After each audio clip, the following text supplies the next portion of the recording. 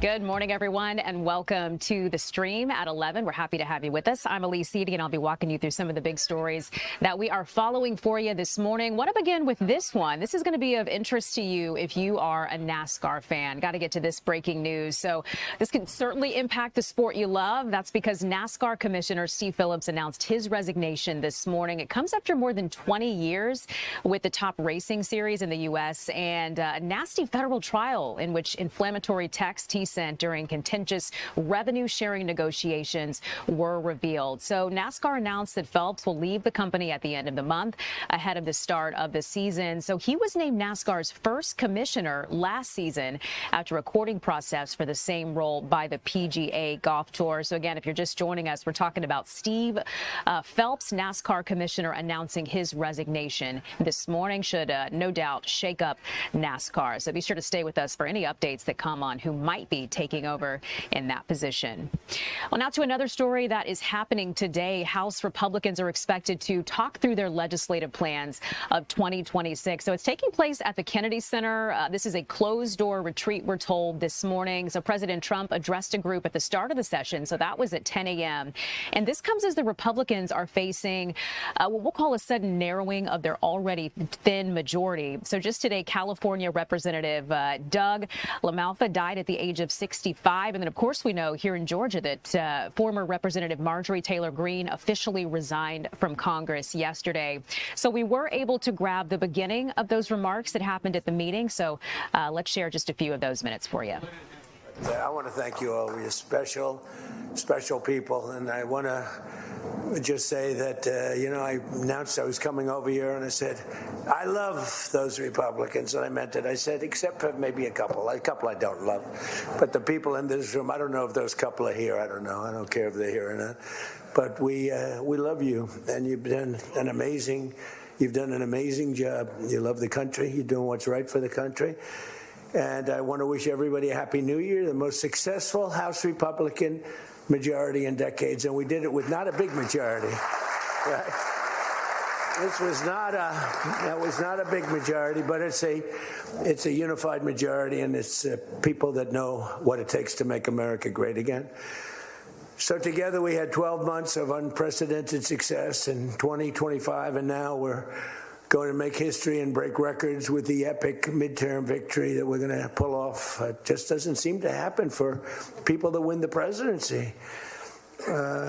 it's an amazing phenomena. You know, you win the presidency, and we sure as hell are having a successful presidency, I will say that. But even if it's a successful presidency, it's been nothing like what we're doing.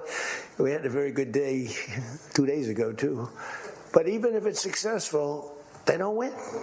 I don't know what it is. There's something psychological, like you vote against. You can win by a lot. We won every swing state. We won the popular vote by millions. We won everything. But they say that when you win the presidency, you lose the midterm. So you're all brilliant people. Most of you are in this business longer than me. That makes me smarter than you. Because look where I am, right? No, it doesn't. But I wish you could explain to me what the hell's going on with the mind of the public, because we have the right policy. They don't. They have horrible policy. They do stick together. They're violent. They're vicious. You know, they're vicious people, and they stick together like glue. They don't have a couple of the people that we have. A couple of people, not too many, really very few. And that's why I want to just say that before we go any further, I want to express our tremendous sorrow at the loss of a great member, a great member, Congressman Doug LaMalfa, who passed away yesterday, as you probably have heard. And he was the leader of the Western Caucus, a fierce champion on California water issues. He was great on water. He wanted to release the water, he'd scream at him. And a true defender of American children. He was a defender of everybody. And our hearts go out to his wife, Jill, and his entire family. You know, he voted with me 100% of the time. And by the way, he wasn't a 3 o'clock in the morning person. Do you know what I mean by that? Where the speaker goes, sir, could you call up? Listening to President Trump make some remarks there. Again, this is Republicans, House Republicans that are gathered right now to walk through their legislative plans for 2026. That retreat is happening at, looks like Kennedy Center. Again, it's a closed-door retreat this morning. It's expected to last all day there, meaning the House floor opens on Capitol Hill at noon. But switching gears here and getting to something that actually yesterday began, the trial for the former police officer who was accused of protecting children during one of the worst school shootings in U.S. history. So we're talking about Uvalde here.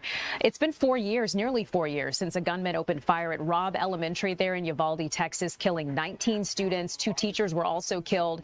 But the former officer that we're talking about, this is Adrian Gonzalez, faces 29 felony counts of abandoning or endangering a child. Now, prosecutors say he ignored his training and failed to act to protect those children. More than 400 members of law enforcement waited outside for more than an hour to confront and kill the shooter. So that trial is going on now as we speak. Let's dip in for just a minute or two and see where they are in the case. To protect the kids. She got them to safety. They went into the classrooms. They did as they'd been trained.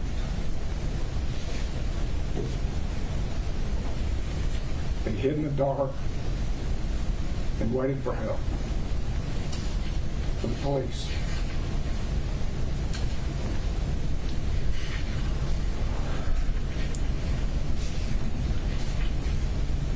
The teachers and the kids armed themselves with scissors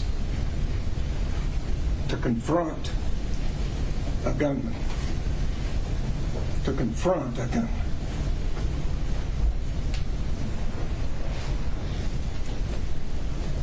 Melody Forrest was also out there that day. She heard the shots fired. She had a concern for the kids. She was capable of action. She ran to where the gunfire was sounding. And there were kids at the south end that were about to go to recess that were told, get back in, get back in, get back in. And she doesn't leave her post until they get back in the West Wing. But she stays there so long that when that happens and the last kid enters, she's face to face with the gunman. And he fires on her and she turns to run. And when she turns to run, she trips and she falls. And when she gets up, Adrian Gonzalez, the police officer, is there. And she says, he's over there. She urges him to go get him. Adrian Gonzalez says, where? Over there. He's wearing black. He's in the teacher's parking lot. As shots are ringing out. This is not confusion. He gets on the radio and says, shots are fired. He's wearing black. He's in the parking lot. He knows where he is. But Adrian Gonzalez remains at the south side of the school. The gunman makes his way up the west side of the west building where the fourth graders are. He fires shots into a classroom full of children at 102. Adrian Gonzalez remains.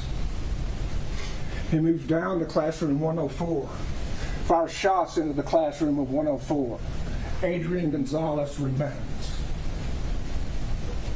He moved halfway down the wing, fires more shots, this time not into the building, because there's no defect in the building. It's not going into the windows, it's not going into the bricks. It's also at the same time, when forces are coming, other police officers are starting to arrive. Now, so that officer, that ex-officer they're talking about there, Adrian Gonzalez, facing 29 felony counts of abandoning and endangering a child. So this trial actually started yesterday with jury selection. It continues on today, and it's expected to go on for at least 2 weeks. So be sure to stay with us for the very latest on what happens with this trial of the former officer that was there for the Uvalde shooting. Let's get you to some national headlines that we've got our eyes on for you today, beginning with this one. It's hard to believe, but it's already been 5 years since the January 6, 2021 attack on the U.S. Capitol. That's, of course, when a group of protesters made their way to the Capitol and stormed their way inside. So it's been reported that more than 140 officers were hurt in that. Nearly 1,600 people were federally charged. 1,000 of them pleaded guilty, and about 250 of them were convicted. Some of them were acquitted. So on President Trump's first day in office of his second term, he pardoned them. Something you may not know, though, after all of this, is that a plaque was created to honor the police who defended the Capitol that day, but it's never been hung. And another story that you probably have been keeping an eye on as well, a capture of Venezuelan leader Nicolas Maduro. So here's what happened yesterday in New York. Secretary of State Marco Rubio and other top leaders briefed leaders in Congress late last night. They talked about the operation in Venezuela the night Maduro and his wife Celia were taken into custody. So they also addressed some concerns about President Trump seemingly starting a new era of U.S. expansionism, is what some of are calling that, without consulting Congress first. But after that briefing, House Speaker Mike Johnson told reporters that he did not expect the U.S. to deploy any troops to Venezuela.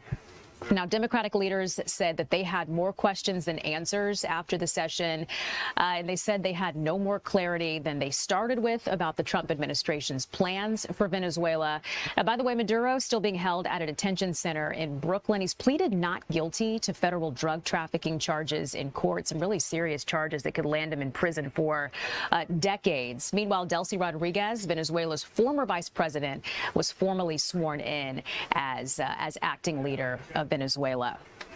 And it looks like Defense Secretary Pete Hegseth and Democratic Arizona Senator Mark Kelly have reached a boiling point in their tense relationship. So, in fact, yesterday, Hegseth censured Kelly over his participation in that viral video. Remember this one that called on troops to resist unlawful orders?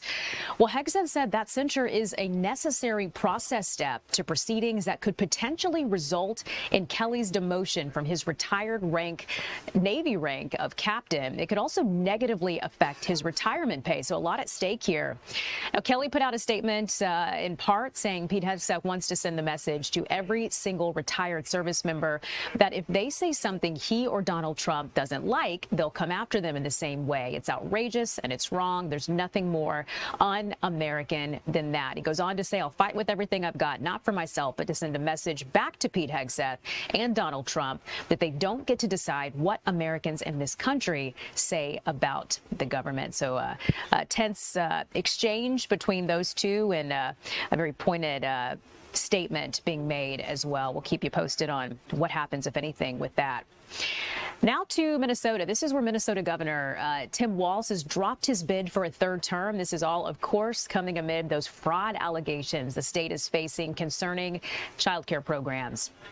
So less than 4 months after announcing his reelection campaign, Walz said Monday that negative attention and, quote, Republican attacks have contributed to an extraordinarily difficult year for our state. These are his words. He says it's making it impossible for him to serve full-time as governor while also being a candidate to try to keep his job. So President Trump wrote on social media Walz wasn't running because, quote, he was caught red-handed stealing tens of billions of taxpayer dollars. The president said Walz has destroyed the state of Minnesota. So there are already quite a few contenders that are eyeing Walz's seat, including Democratic Senator Amy Klobuchar, who is a potential candidate for that. Around a dozen Republicans are already running. But some big news here that Tim Walz will not seek re-election in the state of Minnesota.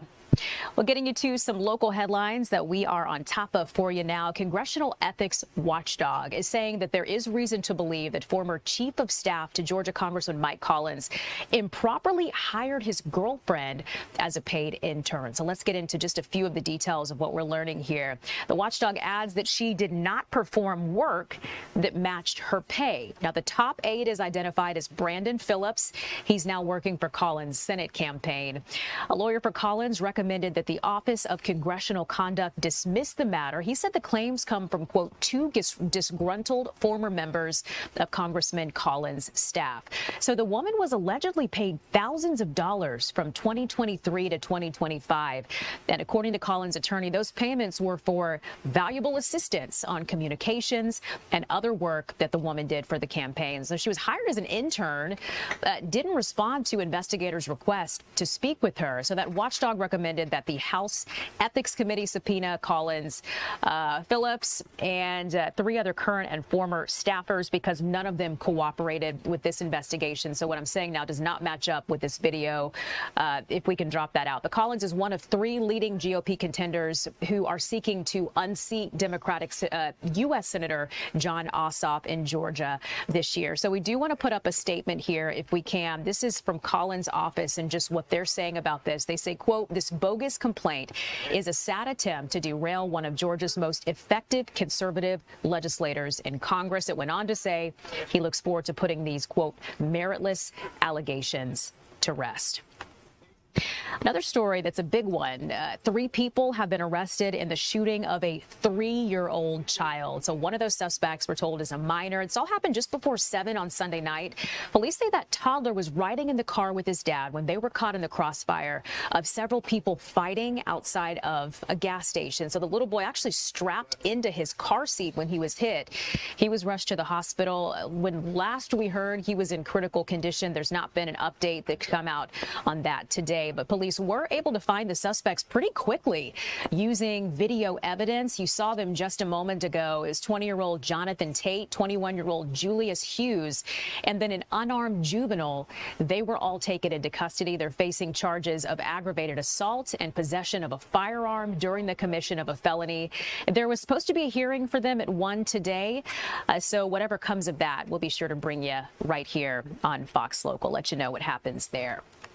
Meanwhile, 4 people are facing some really serious charges. This is out of Lumpkin County after a 5-year-old, police say, was found illegally restrained in their home. So deputies found the child December 23rd. They were conducting a follow-up investigation into an unrelated report of a runaway juvenile. So here's who you're looking at. It's 45-year-old Pedro Benuelas Herrera, 41-year-old Marisol Pena Acosta, 74-year-old Pilar Herrera Hernandez, and 20-year-old Juventino Benuelos. They were all arrested. So you're probably curious about how the child was restrained. I got to be honest, though, there's not a lot of information here. We still don't know.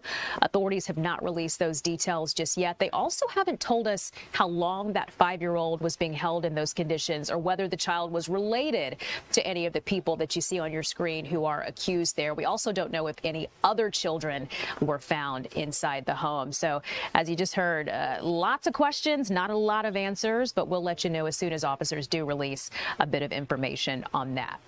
Okay, so those were some heavy stories. How about some good news for you this morning? We can certainly use that. So we're hearing how a Georgia councilwoman rescued a sleeping couple from their burning home and saved their lives. Absolutely did. So this was just minutes into the new year, and you can see there, I mean, just a mess. A fire burning that home there on Greystone Circle in Hiram. So Hiram City Councilwoman Melissa Bayardell happened to be out driving and spotted this fire. She didn't just drive off. She decided to stop. Isaiah Richardson and DeLaza Mitchell, they were asleep inside that home, had no idea of what was happening in the fire that was consuming their home.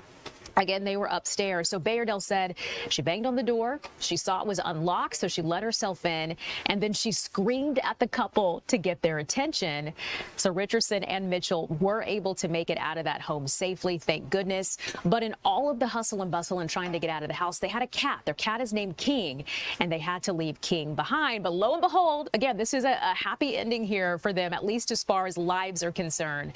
Another heroic neighbor went into the burning house to save their cat, King.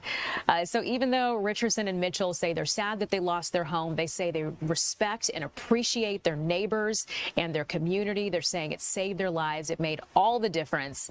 So if you're wondering about the cause of that fire, nothing's been released on it just yet. But they did say it was powerful enough to melt the siding, which you've seen in the video just a moment ago of the neighboring home. It melted the siding off of their home. Councilwoman Bayardell is now partnered with Councilwoman Tiffany Carroll just to try to collect clothes and other essentials the family needs, since again they lost everything in this fire right at the start of the new year. And there's also a GoFundMe that's shared by the city. So job well done to Hiram Councilwoman Melissa Bayardell, no doubt.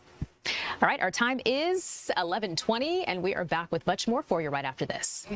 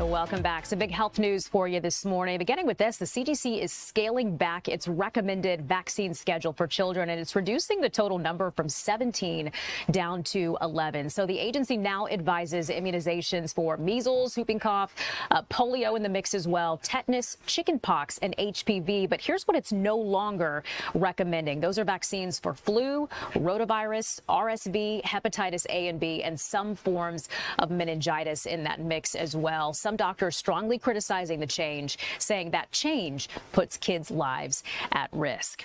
Now, this is one you have probably either experienced or know someone who has. The numbers are pretty alarming. We're talking about Georgia flu cases, and new numbers from the CDC are showing a surge right now. Estimates nationwide at least 11 million people have gotten sick this season. That's resulting in 120,000 hospitalizations and 5,000 deaths. Numbers show most of the deaths in Georgia are those 65 and older, but seniors aren't the only group here being hit hard. In fact, children and young adults ages 5 to 39 are getting sick in high numbers this year. CDC says a new variant some have dubbed the super flu is to blame for what's going on. So like you just heard there, I mean, numbers are surging, and we're hearing about this new strain. You might have some questions about what it means for risk for vaccines and for the weeks ahead, because we're still fairly early in the flu season, so to say. So Georgia Tech chemist and vaccine expert MG Finn is joining us now to break down what's happening and what the public needs to know right now. So MG, thanks for being on with us. Good morning. Oh, okay. Try it one more time. I heard you earlier. Okay, there we go. Let's see. We got Can you hear me now? Yeah, we got you. We got you, MG. So yeah, this is concerning. Let's talk about this new strain that's got folks having a lot of questions, MG. What can you tell us about it? So flu changes every year, which is why we need an annual flu vaccine. This isn't quite a super flu, but it is a strain that is known to be more dangerous for the elderly and for young kids, as you pointed out. And it's spreading very rapidly. And the reason it is twofold. One, it is a change from last year's dominant flu strain, and a change that happened after the vaccine was selected. The composition for this year's annual flu vaccine was selected. That happens about a year before the flu season, and this strain emerged from elsewhere and came on rapidly after that time. So the flu vaccine is still effective, and people should take it, but it's not as effective as it normally is. And then the other potential reason is that there are fewer people getting vaccinated. And this is, most health experts believe it's because of disinformation about the safety of vaccines, which are really very safe, and people should get them as they have normally done.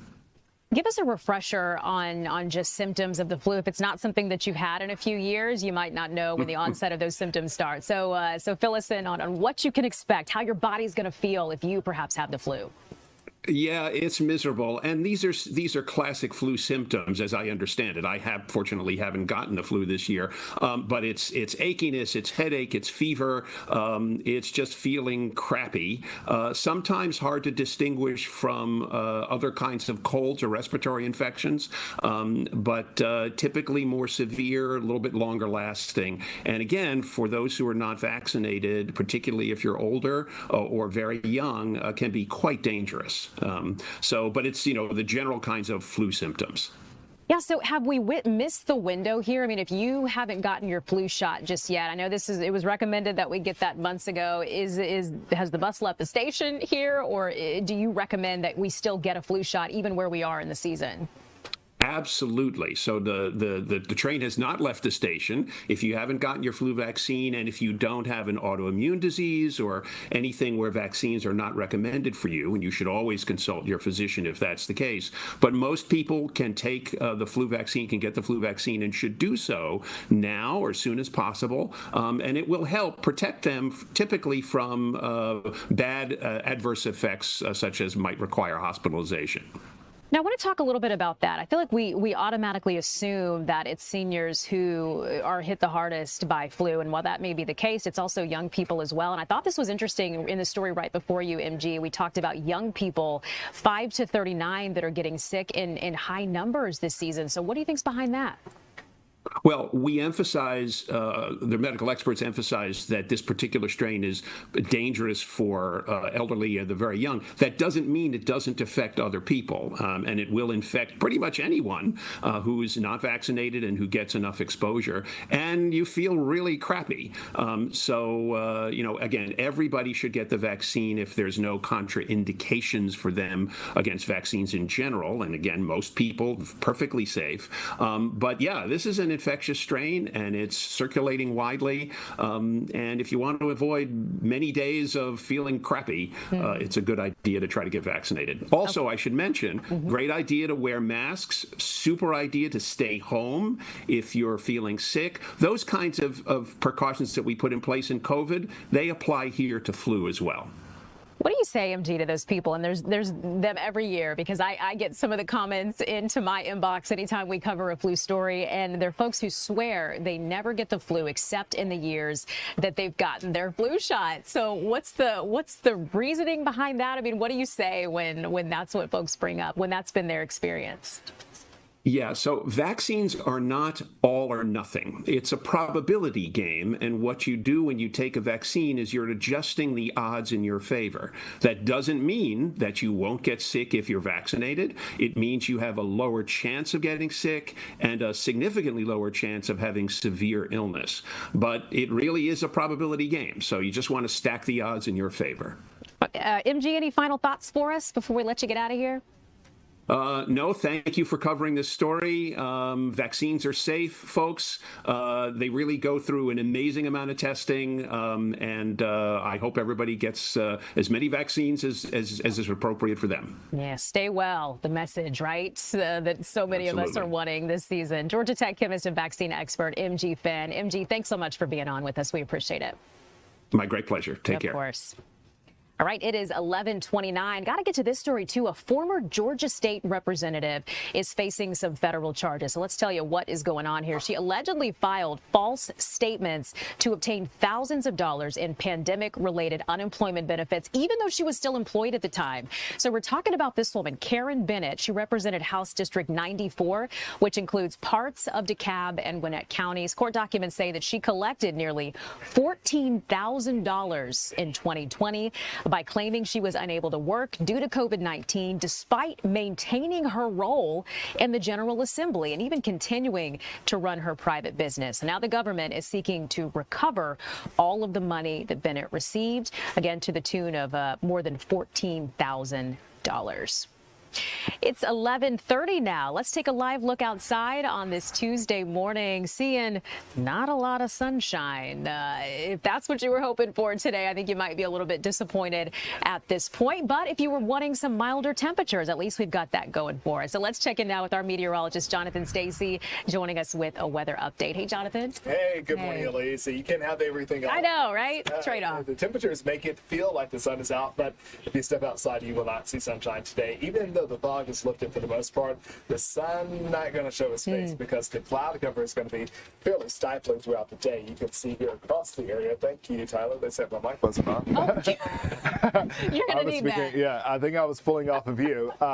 We're at 54 degrees right now here in Atlanta, and 52 for Covington, 57 in Eaton, go down to LaGrange, 52 degrees. Generally, the air mass is pretty much the same no matter where you go. We'll look to push all temperatures area-wide into the 60s today, something we did yesterday. High 60s on board for the metro Atlanta area. We'll likely land with a high of 67 degrees. Tomorrow we'll breeze through the 60s on our way to potential record highs. The forecast for tomorrow is 73 degrees. The record stands at 72, set back in 89. Thursday, we may fall a bit short as we shave a couple degrees off on the backs of returning cloud cover. 71 in the forecast. The current record stands at 73. And then on Friday, we could potentially tie or kiss a record at 72. That current record dates back to 1949. So that said, okay, we realize that there's warmth in place. This is unseasonable and unusual warmth for this time of the year, and the cost of that is Gulf moisture comes in, and not only does it bring us some warmer air, but it also surges the amount of moisture in the atmosphere that will be triggered by an incoming cold front. That cold front will not only give us some rain, but there's a chance that there could be some severe storms as we get into the latter part of the week. So right now, Elise, you have seen this map for all of your life. And you know, this is how the way things work. Generally, we're looking at it maybe in February, March, and certainly into the month of April. But this is the second week of January, what will be the second week of January, Friday specifically, when we look at storms teaming up across the Mississippi River Delta and the Mid-South. and likely creating some severe storms, some vigorous winds, along with the potential for, yes, the T word, tornado. So let's go ahead and time it all out. So a front is going to sneak through today into tomorrow, and that's why we have a 20% chance for rain. We're talking about a passing shower. It does not last long. If you blink, you'll miss it. It cuts through the area. High pressure quickly replaces it, but high pressure does not hang on strong for long. By Thursday, the clouds are back, and that's why we're bringing the temperature back a little bit. It looks like we'll be able to get some sunshine in for the first part of the day, but by the second half, the clouds will dominate the sky once again. Everything is fine to start out your Friday morning. Some passing showers. Those passing showers over the deep south and over the Tennessee Valley could potentially stabilize the atmosphere. However, if sunshine manages to reach in before this front produces some pretty aggressive storms, there could be trouble on the hands of folks across Arkansas, Louisiana, even as far west as Texas. Look at that. And then the Mississippi River Delta into Tennessee, eventually Alabama and Georgia. This is now 11 o'clock on Thursday, 10 o'clock out to the west, and you can see here just a swift and very vigorous line of storms breaking out softly and slowly, I should say slowly moving through the area as we go through the afternoon hours. We know that that is the prime heating of the day. Not only are we in the 70s here in North Georgia, but they are enjoying 70s for now out west. Temperatures in the 70s make the atmosphere ripe for this type of development. Once again, it's a classic spring. I was going to say, very springy. Yeah, very spring-like. And once again, you get spring temperatures, but the payoff oftentimes is spring storms. Comes with it. And generally, the way this has worked, it seemingly since the beginning of time, the storms, they really rear up during the afternoon and evening hours as they wreak havoc across the deep south. By the time they get to North Georgia, the sun has gone down. Therefore, the atmosphere is not as unstable. Therefore, with the loss of daylight, the storms become weaker as they move through in the darkness of night. So if they arrive in our neck of the woods as the sun is going down on Friday or any time before Saturday morning, this is what you get, a much softer event, but it could still pose some problems for anyone who is out and about overnight Friday going into Saturday. And if you have plans first thing Saturday morning, I think the winds will still be fairly aggressive. So here's a look at your Fox 5 Storm from 7-day forecast. Well, I would like to focus on the days of warmth that are upon us now. Keep in mind that Friday evening and Saturday morning will feature a round of strong storms that could potentially be severe. You know, don't love this on a weekend. I know. I don't love it ever, I guess, but, you know, the weekend, that could have been better. The atmosphere has a cycle, and it's basically on kind of a 14-day cycle, and sometimes it fits well within a calendar because half of 14 is 7 days. And so oftentimes what you will see, we think is kind of a coincidence because, you know, you're just looking at the forecast. It's like, last week wasn't it Friday? Yep. Yeah, last week it was Friday. But basically, the cycle of the atmosphere actually works on about kind of a 14 to 21 day loop. So sometimes those 7 days just really falls kinda, there. Yeah. So you're not crazy. Interesting. I didn't know that. There are studies that actually Yeah. show that and prove Something that to that. is things that are working well up in the high oscillations of the atmosphere that actually are kind of on a beat that is very similar to the Georgian calendar. There you go. Interesting. We're also, you know, we're going to feel that 50 degrees after what we've had, that 50 degrees on the high on Sunday. We'll have a bite to it. It makes it hard to get out the house. Yesterday was just so easy. Yeah, that was pretty nice. It looks like, well, to bundle up for Monday. There we go. All right, Jonathan, thank you so much. We appreciate it, and we'll be right back.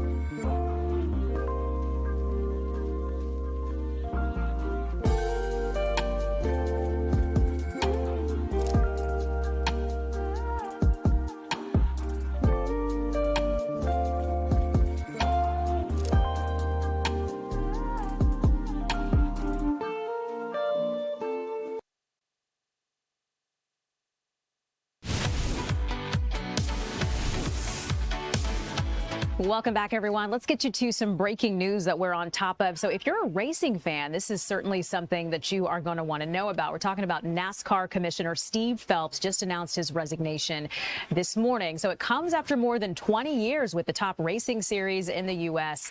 and a nasty federal trial in which inflammatory text he sent during a revenue sharing negotiations were revealed. So NASCAR announced Phelps will leave the company at the end of the month ahead of the start of the season. He was named NASCAR's first commissioner just last season after a courting process for the same role by the PGA Tour. So who you're looking at there, Steve Phelps, NASCAR commissioner, announced his resignation from NASCAR this morning. And another big one here, Congressional Ethics Watchdog says that there is reason to believe the former chief of staff to Georgia Congressman Mike Collins improperly hired his girlfriend as a paid intern. So the watchdog adds she did not perform work that matched her pay. The top 8 identified as Brandon Phillips, that's who we're talking about here. He's now working for Collins' Senate campaign.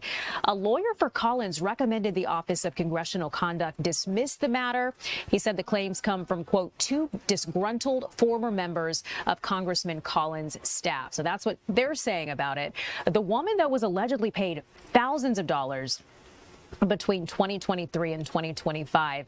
So according to Collins' attorneys, those payments were for valuable assistance on communications and other work the woman did. She was hired as an intern. She did not respond to investigators' request for comment here.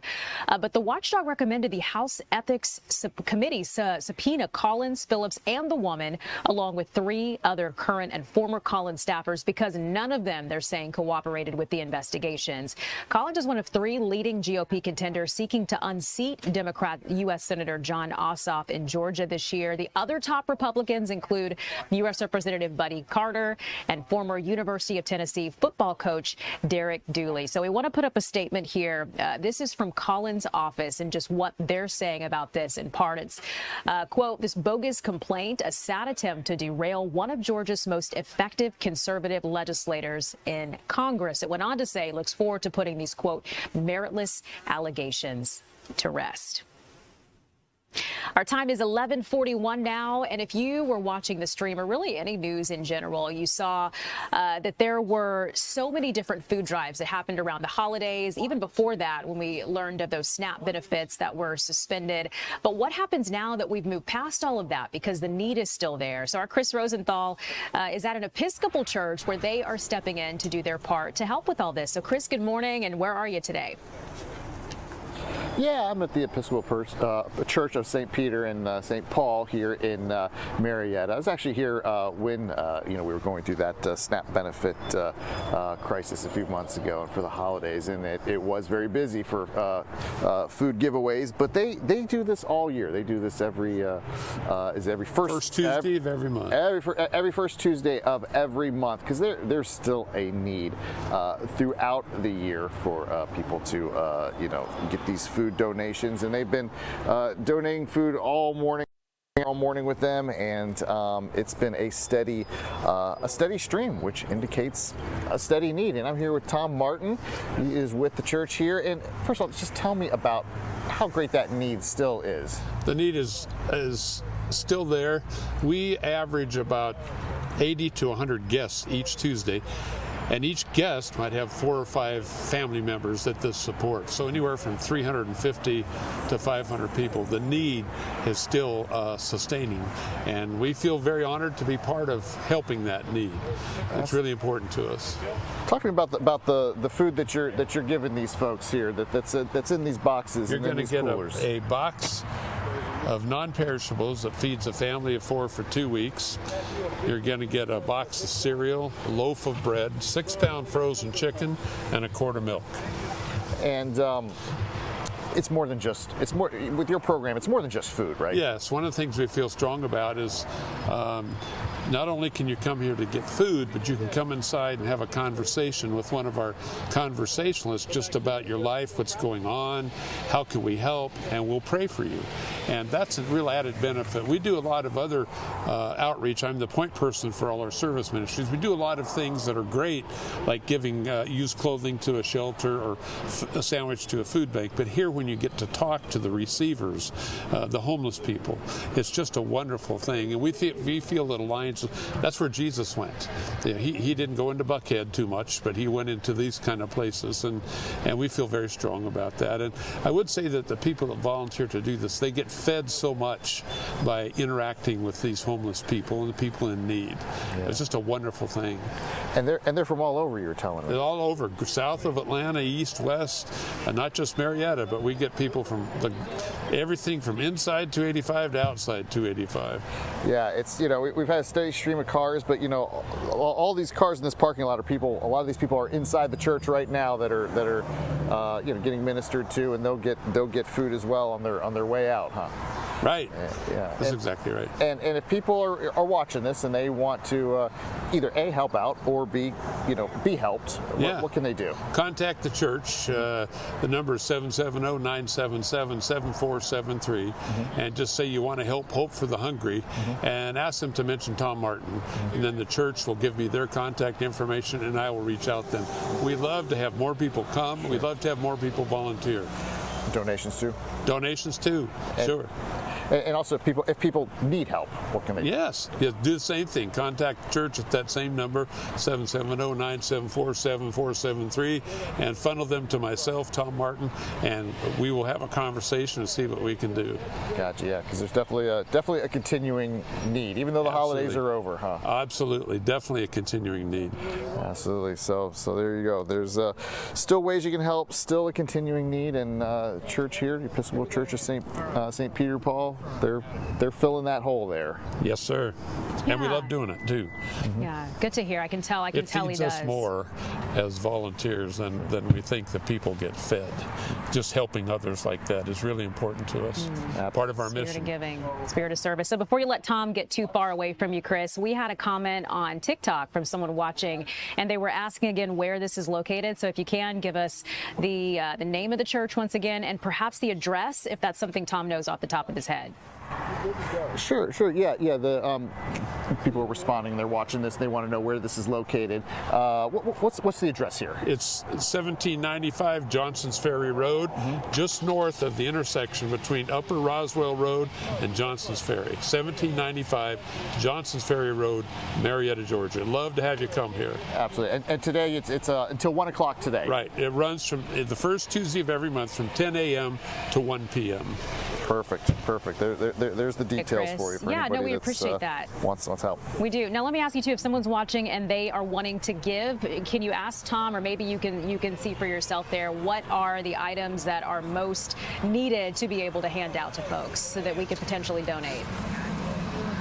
Gotcha. Yeah, so for people who want to donate, what are some of the items that are most needed that people can donate? Well, basically just any foodstuffs. We've got a couple barrels outside of our church, canned goods especially. Non-perishables are usually the best because they won't deteriorate. So canned goods, anything you can think of that's a non-perishable is wonderful. Gotcha. So there you go. Canned goods, non-perishables. So. Yeah, doing a lot of good. All right, Chris, live for us today, talking about a food giveaway happening there in Marietta. So, Chris, thank you so much for that. It's 11:47, and we are back with more right after this.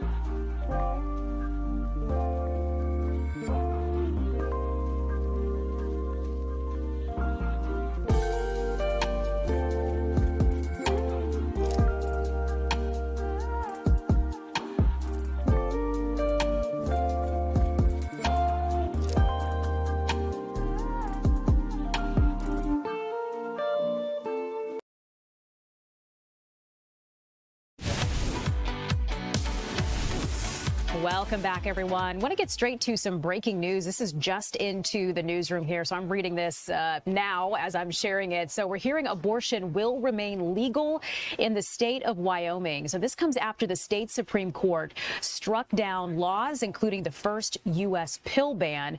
So again, this is some new information just being released into the newsroom. So we'll be sure to give you more information in the coming hours. But again, if you're just catching the back end of what we're saying here, we're hearing abortion will remain legal in the state of Wyoming. This had come into question because the state Supreme Court was looking into this, but they have struck down laws, including the first U.S. pill ban. So, of course, we will keep you updated on what comes from that. But certainly some really big news out of the state of Wyoming.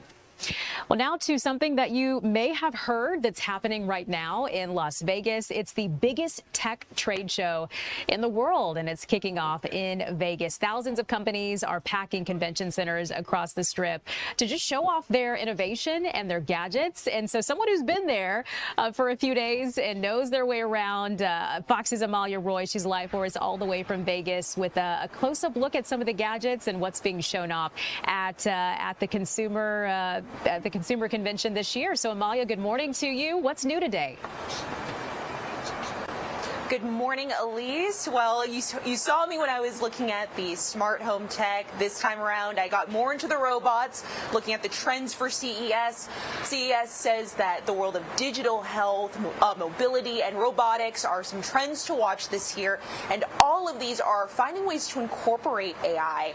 Companies who are here are looking at ways to push their own industries forward. Like this company, Sharpa, that focuses on robotic hands. They say that robots have already had the ability to do those bigger movements like walking or backflips, but that it's in focusing on those smaller details that you'll see robots reach their full potential when incorporating them into different industries and into the workforce possibly. And so you'll see, so we had there at the Las Vegas Convention Center examples of their robots playing ping pong, taking selfies, or even making a pinwheel. It is possible in robotics today to have robots that are extremely dexterous and that are capable of fine manipulation.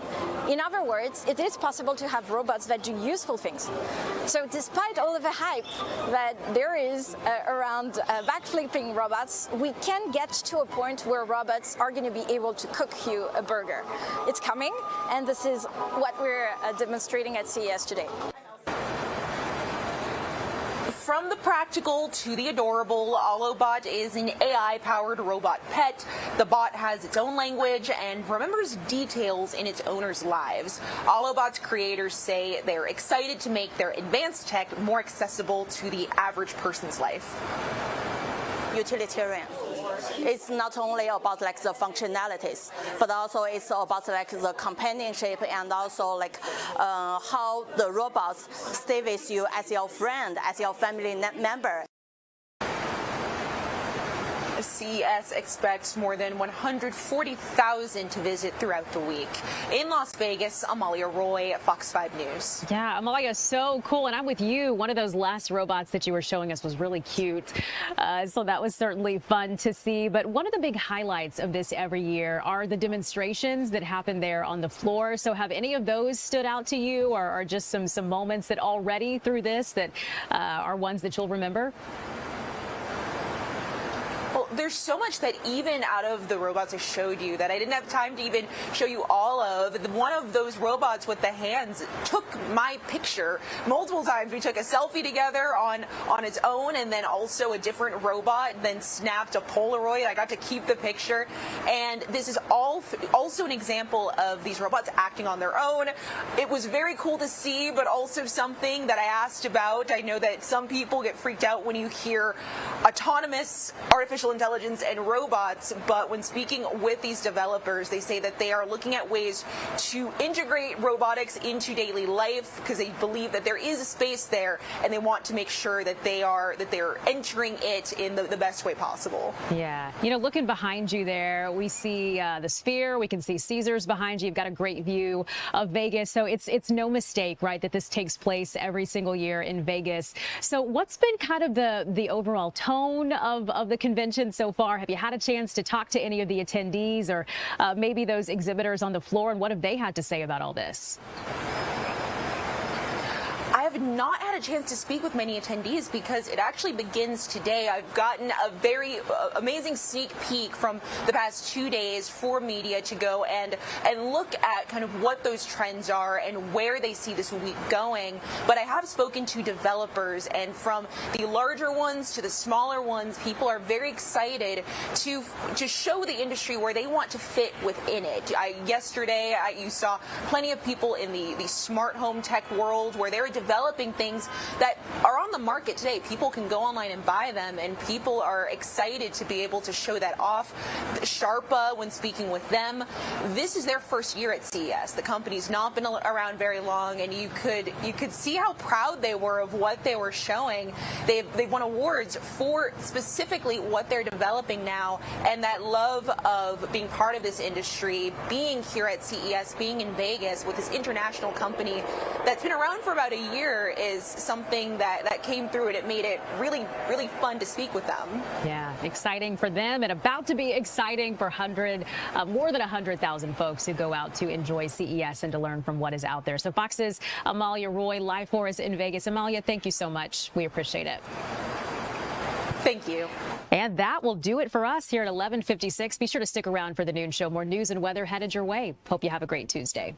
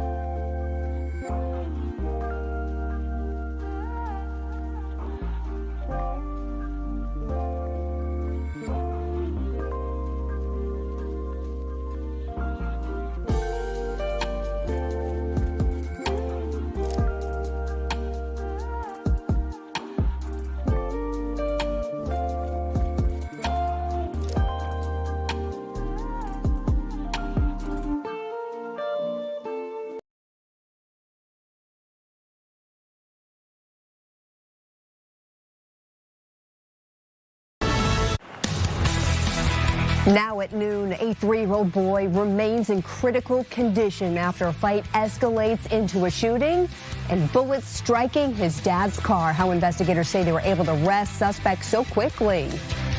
And it is something that continues to stump the experts. We're taking a closer look at the mysterious health incidents known as Havana syndrome and the possible explanation behind them. Right now, temperatures are pushing towards the 70s and bound to break some records. When all this comes to an end, that's next in my Fox 5 Storm Team forecast. Fox 5 News at noon starts right now. 3 suspects are behind bars this noon, accused in the shooting of a 3-year-old boy. Thanks for joining us. I'm Caitlin Pratt. Alex Whitler has the day off. And that child, that toddler, suffering critical injuries when his dad's car was shot on Sunday. And Fox 5's Mark Teichner is at the DeKalb County Jail where those suspects are being held before being seen before a judge. That's set to happen